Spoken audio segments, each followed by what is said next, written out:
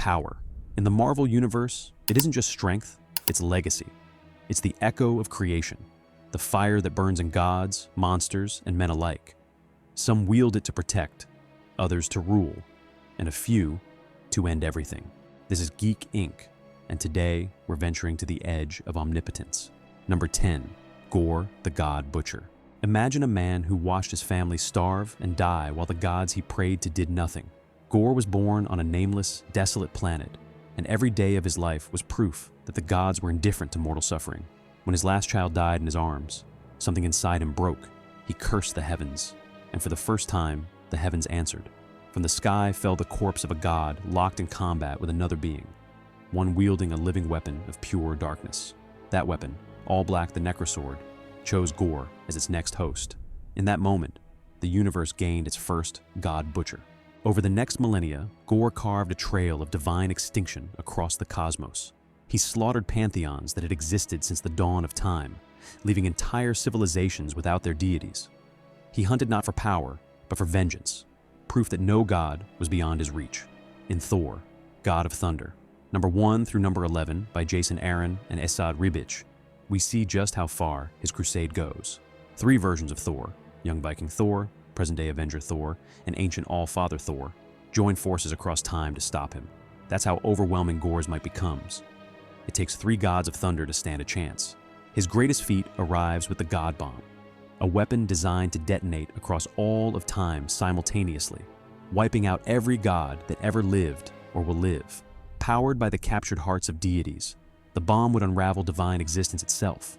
When Thor finally confronts Gorr in that storyline, the God Butcher shrugs off blows that shatter moons, endures lightning storms capable of annihilating worlds, and nearly kills 2 Thors at once. It takes the combined strength of all 3, fueled by the prayers of mortals, to finally end his reign. Even then, his legacy doesn't die. Centuries later, remnants of All Black resurface in King in Black, proving that Gorr's influence still ripples through Marvel's cosmos. The weapon he wielded was so potent, it could decapitate a Celestial, an act we later see echoed by Null, the god of the symbiotes. Every time a shadow moves in Marvel's spacefaring stories, the echo of Gorr's hatred seems to linger. What makes Gorr terrifying isn't just the power he wields, it's the conviction behind it. He's not chaos for chaos's sake. He's a man who looked into the sky for mercy and found only silence, so he decided to silence the gods in return. His Necrosword allowed him to slay immortals, but his rage made him unstoppable. That's why he earns the number 10 spot on this list, not only for his destructive feats, but because his very existence proves that even gods can be hunted. Number 9. Surtur, the fire demon of Muspelheim. When most beings threaten a world, it's a crisis. When Surtur rises, it's prophecy. Surtur, the Lord of Muspelheim, isn't just another giant. He's a cosmic constant. In the Marvel Universe, his existence is woven into the destiny of gods themselves. Every Asgardian knows his name, because his coming signals the end of everything. Ragnarok, the twilight of the gods. And unlike myths that fade with time, Surtur's apocalypse has happened again and again, because his flame never truly dies. Surtur's first appearance dates all the way back to Journey into Mystery number 97 in 1963, where he emerges from the flaming realm of Muspelheim with one purpose: to set the cosmos ablaze. Even Odin, the All-Father himself, fears him. That's not hyperbole. Odin's earliest wars were fought not against frost giants or dark elves, but against Surtur, whose sword, Twilight, also known as the Sword of Doom, is said to burn with the power of 1,000,000 suns. Across countless eras, Surtur's greatest feat has been forging that blade. In Thor 350 through 353, during Walt Simonson's legendary run, Surtur uses the Eternal Flame, a primordial energy capable of igniting creation itself, to finish his weapon. To complete it, he harnesses power from entire galaxies, melting the matter of stars and planets alike to temper the sword's edge. When it's finally raised, it isn't just hot. It's cosmic fire incarnate, capable of sundering dimensional walls. It takes Odin, Thor, and Loki, 3 gods often at odds, to stand together against him. The scale of that battle is breathtaking. Storms tear the heavens, planets quake, and even Yggdrasil, the world tree connecting all realms, trembles under the shockwaves.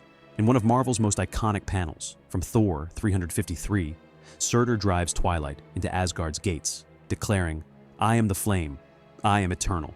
Odin sacrifices himself to drag Surtur into the void, but even that isn't enough to keep him gone forever. His fire always returns. Later storylines like the comic Ragnarok from 2004 and the movie Thor, Ragnarok from 2017 retell this same cataclysm with variations, but the essence never changes. Surtur's strength isn't measured by muscles or armies. It's the inevitability of destruction he represents. When he finally rises fully powered, even Odin admits there's no stopping him, only delaying him. In Fear itself, the fearless number 12, it's revealed that Surtur's flame is so ancient and pure that it predates even Odin's sorcery. And his physical power? In Avengers 300, Surtur is shown clashing with an entire team of Avengers, including Thor and She-Hulk, and overpowering them easily. He shrugged off Mjolnir strikes that have shattered mountains. His sword has cut through cosmic barriers and wounded deities. In a universe where beings like Galactus consume worlds and Dormammu devours dimensions, Surtur doesn't feed, he burns. His role is simple and absolute: to end all that exists in fire so something new can begin. He is less a villain and more a force of cosmic renewal, a living apocalypse forged in flame. That's why Surtur earns his place at number 9. He isn't a conqueror or a schemer. He's destiny on fire, the unstoppable inferno that even gods fear to name. Number 8, Null, the god of the symbiotes. Before there was light, there was Null. Long before the first stars were born, before Galactus, before even eternity and death had form, the void was Null's domain. When the Celestials dared pierce that eternal darkness to forge the first suns, Null awoke enraged. He looked upon their glowing creations and saw only blasphemy, an intrusion upon his kingdom of nothingness. So he did what gods of shadow do. He made a weapon. Forged from his own living darkness, Null drew forth the All-Black, the first symbiote, and with it, he did the impossible. He decapitated a Celestial. That single act is one of Marvel's most striking feats of raw power.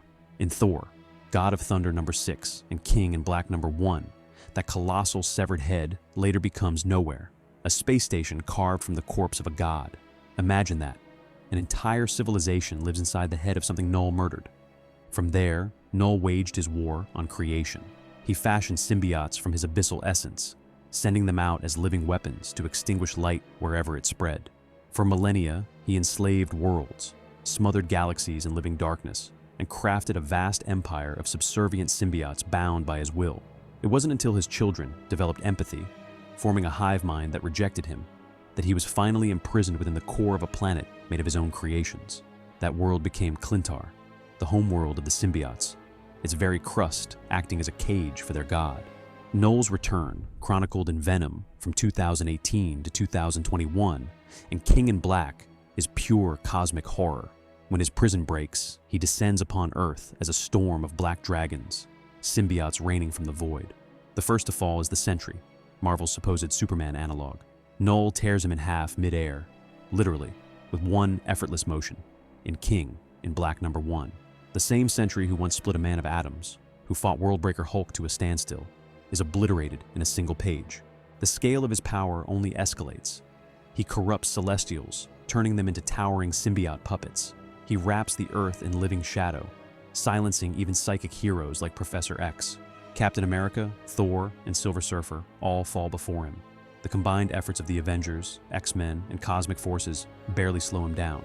Ultimately, it takes Eddie Brock, Venom himself, wielding the Enigma Force, the same cosmic energy that powers Captain Universe, to finally defeat Null. With that light of creation flowing through him, Venom ascends to godhood and hurls Null into the sun. Poetic justice for a being who once waged war on light itself. Null isn't just a villain. He's the embodiment of the void, an anti-god whose hatred for creation is absolute. His feats aren't about conquest or dominance. They're about erasure. When Null moves, even gods go dark. That's why he ranks at number 8, a being who killed a Celestial, enslaved galaxies, and almost drowned the Marvel Universe in eternal night. Number 7, Dormammu, the dread lord of the dark dimension. In every corner of the multiverse, there are beings so powerful they don't just rule their realms, they are their realms. Dormammu is one of them, the dread lord of the dark dimension, a being made of pure, mystical energy, and one of Doctor Strange's oldest and most terrifying foes. To understand Dormammu's place on this list, you have to understand that he doesn't simply cast spells or wield artifacts. He is a living nexus of magic itself. a god who commands reality like a sculptor shaping clay. Dormammu first appeared in Strange Tales number 126 from 1964, created by Stan Lee and Steve Ditko. And right from the start, he was unlike any villain Marvel had ever introduced. While Doctor Strange's other foes played by the rules of mortal sorcery, Dormammu made the rules. He exists in a universe entirely of his own making, the Dark Dimension, a swirling, surreal expanse where time, matter, and space obey his will. Every inch of it is saturated with his essence. When you stand there, you're standing inside Dormammu's soul. In terms of feats, Dormammu's record speaks for itself. In Strange Tales number 146, he battles eternity, the living embodiment of the universe itself, and nearly triumphs. Let that sink in. A single sorcerer taking on the cosmic totality of existence. Even in defeat, that battle cements Dormammu as one of Marvel's most powerful magical entities. His power dwarfs that of nearly every Earth-based sorcerer combined. Throughout the decades, he's conquered and absorbed entire dimensions. In Defenders number 1 to 2 from 1972, he fuses his realm with the one ruled by Umar, his own sister and rival, creating a new, expanded universe under his control. In Doctor Strange, Sorcerer Supreme number 48 and 49, he consumes multiple realities, blending them into his own dark cosmos. And unlike most villains, Dormammu doesn't just destroy worlds, he assimilates them, feeding off their energy like a predator devouring stars.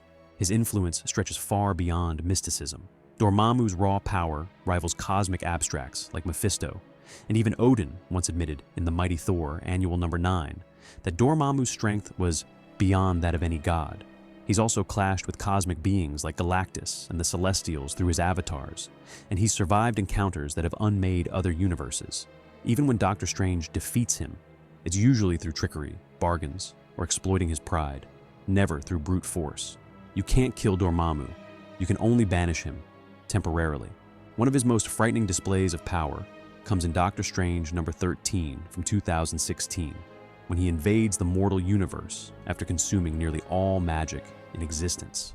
He sweeps through Earth's greatest mystics, Wong, Scarlet Witch, even the Ancient One, like they're nothing. Strange can only repel him by sacrificing every remaining spell and relic on Earth. Dormammu represents the perfect storm of intellect, sorcery, and omnipotence. He's immortal, self-sustaining, and eternally driven to consume other dimensions. Every time he returns, he's stronger. Each conquest adds another layer of stolen power to his own. That's why Dormammu holds the number 7 spot on this list. He's not a god because someone worships him. He's a god because reality itself bends to his will. When Dormammu speaks, dimensions die. Number 6, Thanos, the Mad Titan. If power had a face, it would be the grin of Thanos. Born on Titan with the deviant gene, he was stronger, smarter, and more ruthless than his peers. And that was before he fell in love with death herself.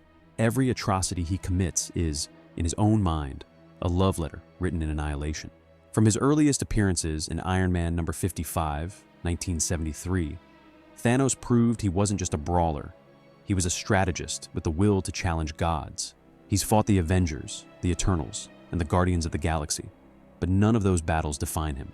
What defines Thanos are his feats of scale, the moments where he doesn't merely win a fight, he rewrites reality.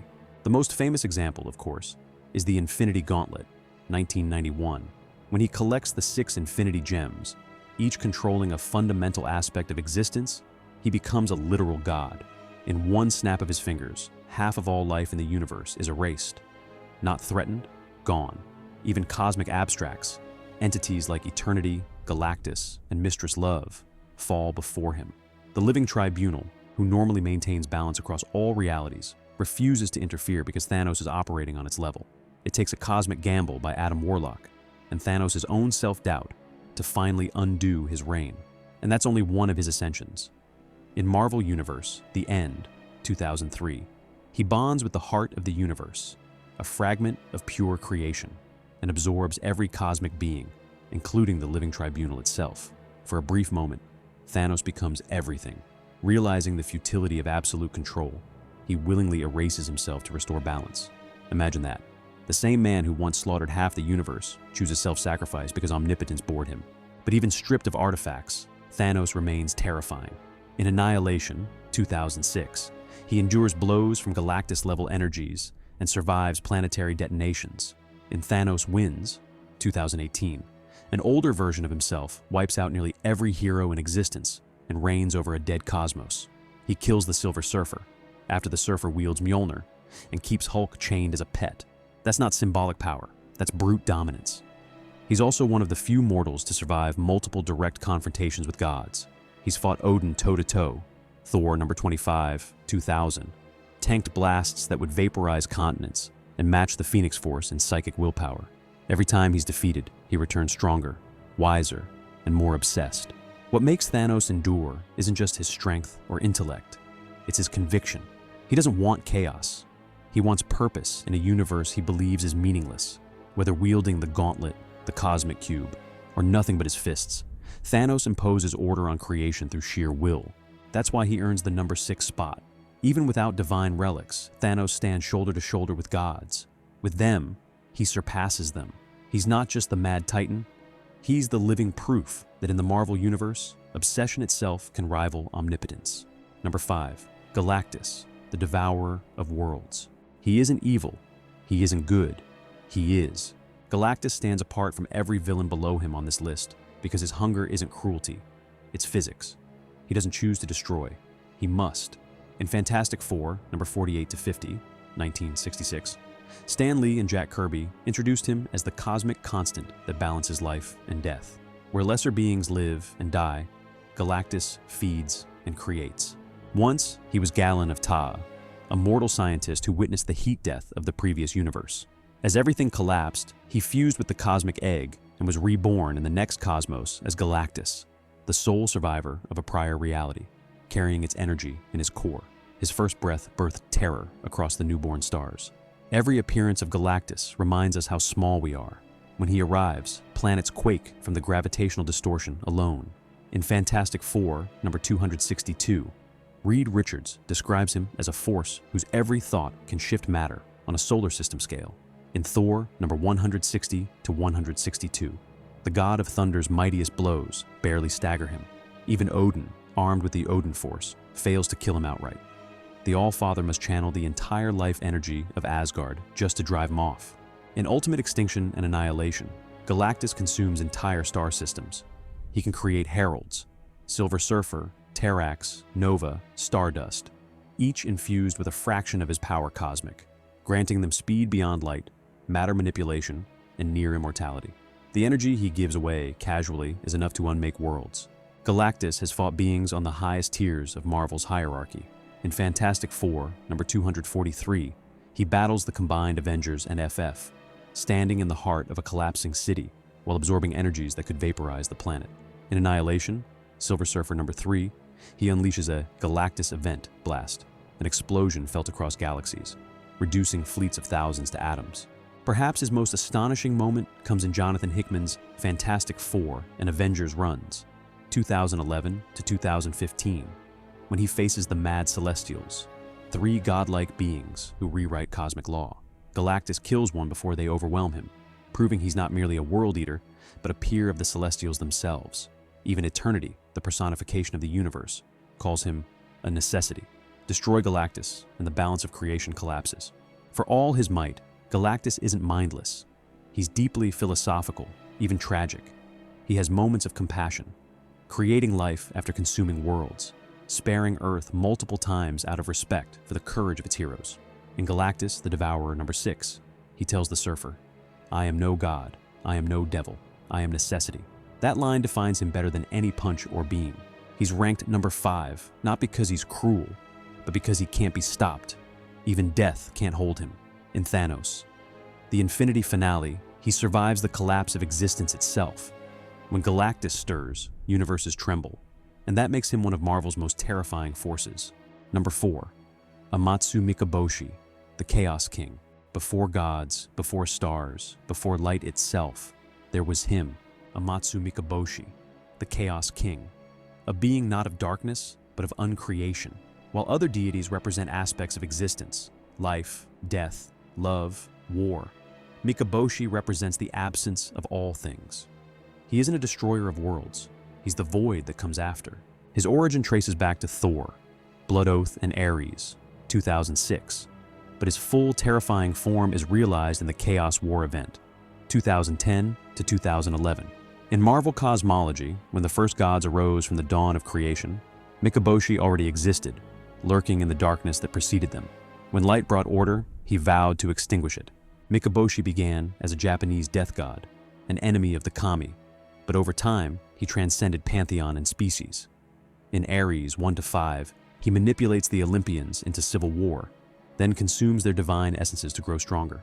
By the time of Chaos War, his power dwarfs even cosmic entities. In that story, he launches his ultimate campaign. He doesn't just slay gods, he devours them, adding their power to his own. He annihilates the afterlives themselves. Hela's hell, Mephisto's hell, and the Greek underworld all fall to him. He kills Nightmare, the Lord of Dreams, and conquers the dream dimension entirely. Imagine that, one being erasing every afterlife, leaving souls nowhere to go. Death itself flees from existence in terror. At his peak, Mikaboshi commands a force that outstrips most abstracts. In Chaos War number 3, he consumes 98% of all reality's gods, turning himself into a multiversal threat on par with the Beyonders or the Living Tribunal. Even Eternity, the living embodiment of the universe, admits that Mikaboshi's goal is not domination, but total erasure, the undoing of existence. The very laws of physics begin to break down wherever he walks. Hercules, transformed into the new All-Father, leads a desperate coalition of heroes and remaining deities. Even then, their combined might barely slows him. His form expands to engulf galaxies, his consciousness echoing through dimensions.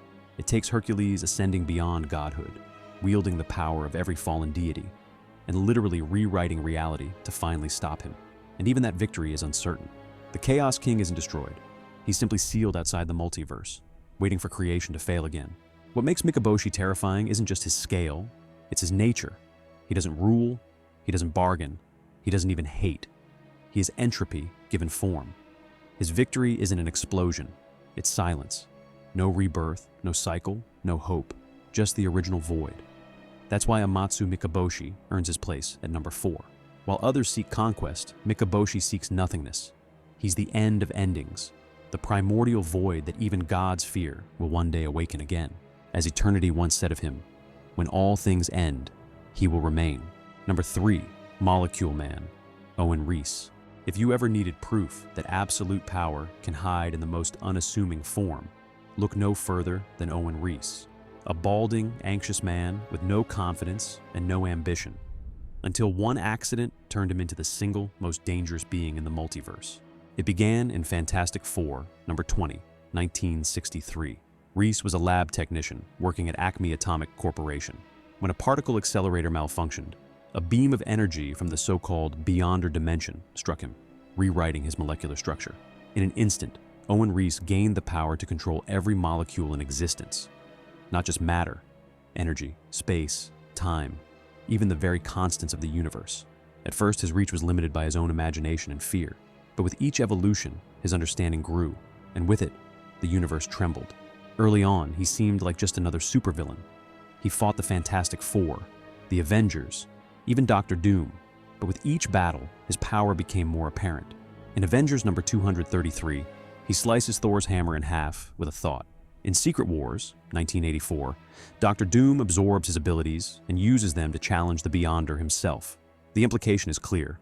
Molecule Man's energy isn't like the Beyonders. It's the same kind of power, rooted in the structure of the multiverse itself. By the time we reach Secret Wars, 2015, that concept is fully realized. Jonathan Hickman redefines Owen Reese not as a man who gained power, but as the key to existence. Every universe in Marvel's multiverse has its own Molecule Man, each one a living bomb planted by the Beyonders. When triggered, their deaths detonate their entire universes simultaneously. The Beyonders designed them as tools of total destruction, a failsafe to wipe out creation if it ever grew out of control. When Doom discovers this secret, he uses the Molecule Man as a weapon, channeling the combined energy of every universe into himself and becoming God Emperor Doom, ruler of Battleworld. But even then, Doom admits that he's merely borrowing Owen's power. Molecule Man is the true source, the linchpin holding existence together. When the 2015 Secret Wars ends, it's Owen, not Doom, who restores the multiverse. Reed Richards can only rebuild reality because Molecule Man allows him to. Owen's feats are cosmic beyond scale. He's rewritten entire realities, disintegrated planets, reassembled life forms from dust, and casually nullified cosmic artifacts like the Infinity Gauntlet. In Fantastic Four number 400, he reverses death itself, resurrecting the team with a thought. He doesn't manipulate energy, he is energy. And yet, for all that power, Owen remains fragile. His greatest weakness has always been his mind, his insecurity, his fear of hurting others, his self-doubt. That human frailty keeps him from becoming an unfeeling god. Ironically, it's what saves the universe more than once. That's why Molecule Man ranks at number 3. He's not a villain because he wants to destroy, but because he could, at any moment, whether he means to or not. A single whim, a stray emotion, could erase everything. He's the quiet apocalypse, the ticking bomb at the heart of Marvel's reality. Number 2, the Beyonders. There are gods, there are cosmic beings, and then there are the Beyonders, entities so far beyond the multiverse that even gods look like shadows of their design. They aren't omnipotent within reality, they exist outside it. To the Beyonders, existence itself is an experiment, and every living thing, from Galactus to the Living Tribunal, is just another test subject in their cosmic laboratory. The Beyonders were first introduced in Secret Wars, 1984, through a single representative known as the Beyonder, a being of infinite power who whisked Earth's heroes and villains onto a battle world just to see what they'd do. Even then, that version of the Beyonder toyed with reality like a sandbox. He destroyed and remade galaxies on a whim, snuffed out death itself, and restored it just to watch the balance shift. But what no one knew then was that he wasn't alone. Decades later, Jonathan Hickman's Avengers and New Avengers, 2013 to 2015, revealed the terrifying truth. There weren't one, but an entire race of Beyonders, beings from beyond the multiverse, the architects of reality. These creatures operate on a scale so vast that even the cosmic hierarchy trembles in their presence. To them, eternity and infinity are mere organisms, interesting but disposable. In New Avengers 30 to 33, the Beyonders launch what is perhaps the most catastrophic campaign in Marvel history. They kill the Living Tribunal. Not once, not metaphorically. They slaughter every iteration of the Tribunal across every universe simultaneously. Remember, the Living Tribunal is the multiversal judge, second only to the one above all. When even he dies, reality itself loses its regulator. And that's only the beginning. The Beyonders' grand design was the multiversal collapse, the chain reaction of incursions that brought all universes crashing into one another. It wasn't Thanos, Doom, or any other villain who started it. It was them. They engineered the fall of infinity as an experiment to see what happens when the laws of creation are stripped away. The result was the end of everything. Universes collided and died. Realities folded in on themselves. And when Doctor Doom, Doctor Strange, and Molecule Man finally confronted the Beyonders in New Avengers number 33, it wasn't a battle of fists or spells. It was a metaphysical war. Even with all their cunning, Doom and Strange couldn't truly defeat the Beyonders. They could only redirect their power. Using Molecule Man as a conduit, Doom absorbed their essence, creating Battleworld, a patchwork planet built from the ashes of the multiverse. The Beyonders are beyond concepts like morality or emotion. They don't conquer, they observe. They don't punish, they delete. The Celestials create life. The Beyonders unmake it to see what happens next. Their perspective is so vast that destroying the multiverse to them is no more consequential than deleting a file. That's why they take the number 2 spot. They are the ultimate reminder that even the gods of Marvel's cosmos are small, that the universe we know is just one line in a script written by hands from beyond the page. When the Beyonders move, existence itself becomes a footnote. Number 1, God Emperor Doom. All his life, Victor Von Doom believed he was destined to rule the world. For a time, he did. Then, he ruled everything else. The tale of God Emperor Doom begins at the literal end of the multiverse. In New Avengers number 33 and Secret Wars, 2015, by Jonathan Hickman, every universe has begun collapsing in on itself, the result of the Beyonders' grand experiment. Reality is dying. Worlds are colliding. Even gods fall silent as existence unravels. And in that moment, one man steps forward. Not a celestial, not a cosmic abstract, but a mortal scientist from Earth. Dr. Doom, armed with intellect, arrogance, and the power of the Molecule Man, does what no god could. He steals the power of the Beyonders themselves, beings who killed the Living Tribunal and ended the multiverse, and turns that infinite energy inward. From their death, Doom forges something impossible: Battleworld. Battleworld isn't just a planet, it's all of reality, reassembled and reshaped by Doom's hand. Countless shattered universes stitched together into one dominion. Time, space, and logic bend to his will. He merges Thor's power with the law, creating the Thor Corps, divine enforcers who serve as his army. He rewrites memories, rearranges history, and elevates himself from ruler to god. For 8 years, God Emperor Doom reigns unchallenged. Even cosmic beings serve him. He crushes rebellions led by Doctor Strange, annihilates those who remember the world before, and stands as the supreme architect of existence. In Secret Wars #4, when the Phoenix-powered Cyclops dares to oppose him, Doom casually shatters him with a backhand.